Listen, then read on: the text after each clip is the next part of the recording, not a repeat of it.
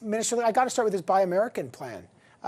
You just saw the budget plan of Buy American. You feared this. You urged them in that open letter not to do it. They've done it. Is it legal? Does it violate trade agreements? And if so, will Canada retaliate? Well, hi, Evan. It's terrific to be here. I want you to know that you are my first interview.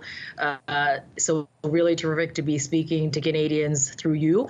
Let me begin by saying that Canada and the U.S. have deeply integrated supply chains, of course, and we certainly have goals, mutual goals of fighting climate change together.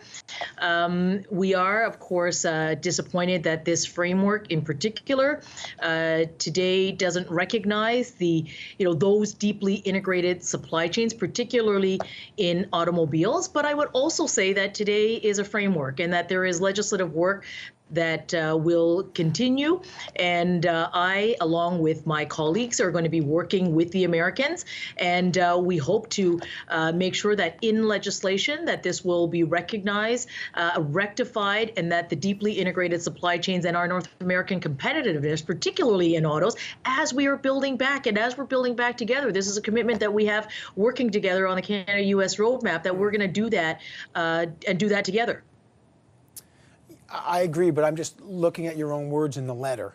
If it passes, and again, you're 100% right to suggest that it is not yet legislation, so there's a lot of battling to be done. But just from on a prima facie level, on the surface, as it were, if they pass this Buy American provision, which would give tax credits to buy U.S.-made cars with U.S. union workers, would that violate a trade agreement with Canada?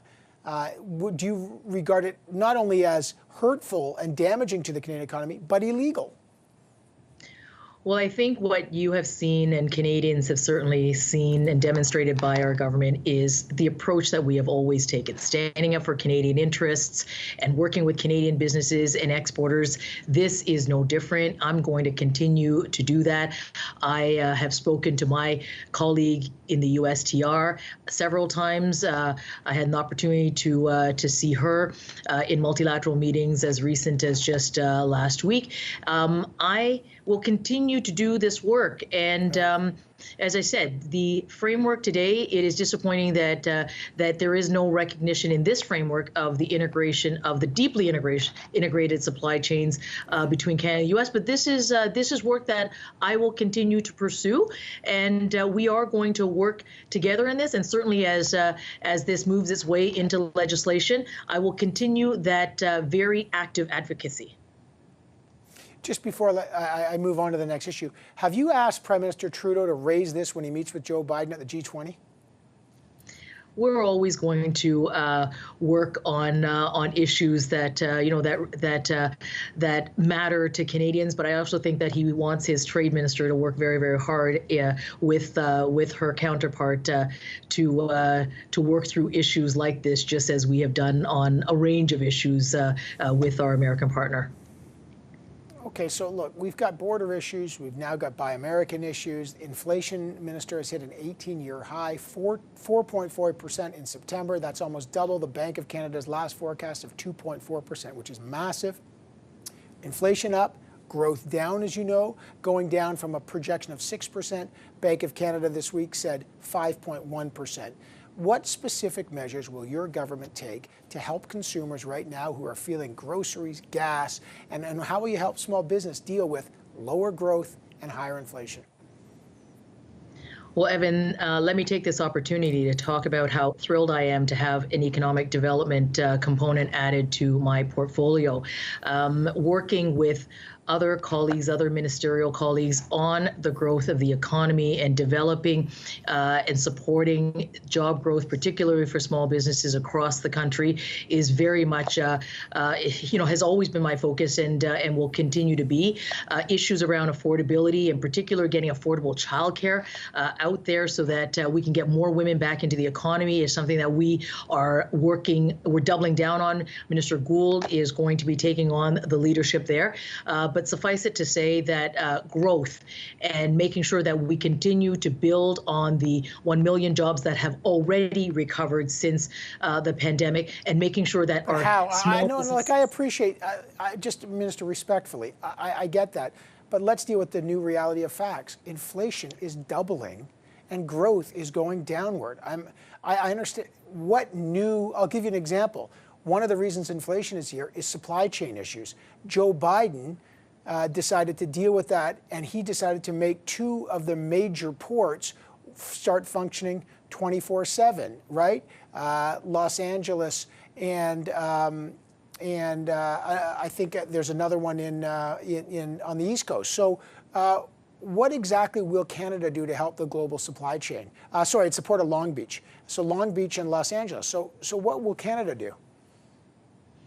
Well, there are a number of things that we're looking at, and just reflecting on the work that Canada has been taking leadership in, particularly on the international, particularly around international trade. The work that we're doing to unlock, supply chain or to ensure supply chain resiliency coming out of this pandemic. The Trade and Health Initiative that Canada has taken particular leadership on at the multilateral level, making sure that rules-based trade is really working, and that things like export restrictions, don't go up. So there's work that we're doing on that front, but absolutely, making sure that we get our Canadian businesses and affordability for Canadians is very, very much a key focus in, for this government. And for me, I'm the Minister for Startup, Scale Up, and Access New Markets. And I'm going to, I've been talking to businesses, not stop talking to businesses, but certainly since, since being sworn in, have been on the phone with them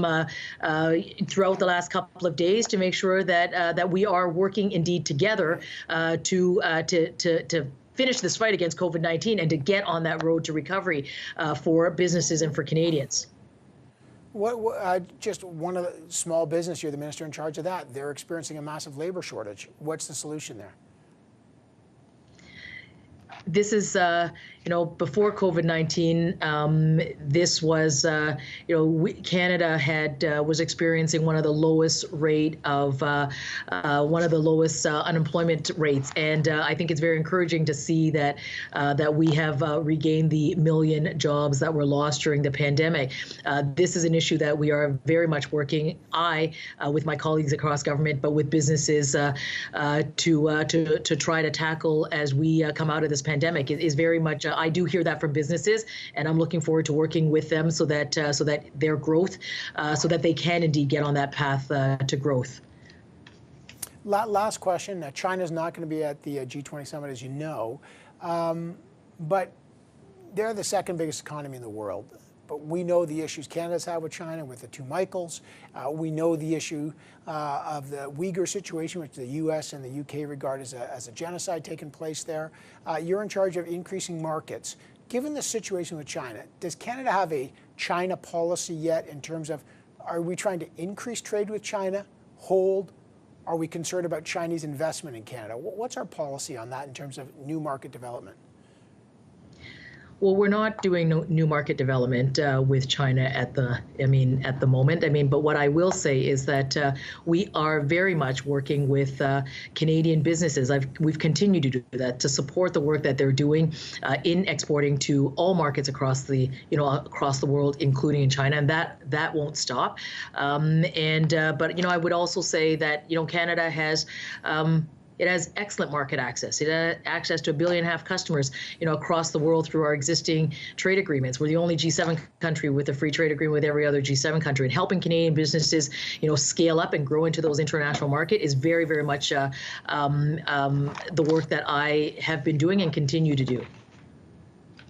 Okay, first of all, I really appreciate you joining us for your first interview in your new expanded portfolio. There's a lot on your plate. And Mary Ng, always a pleasure to have you on the program. Thank you for taking the time to join us.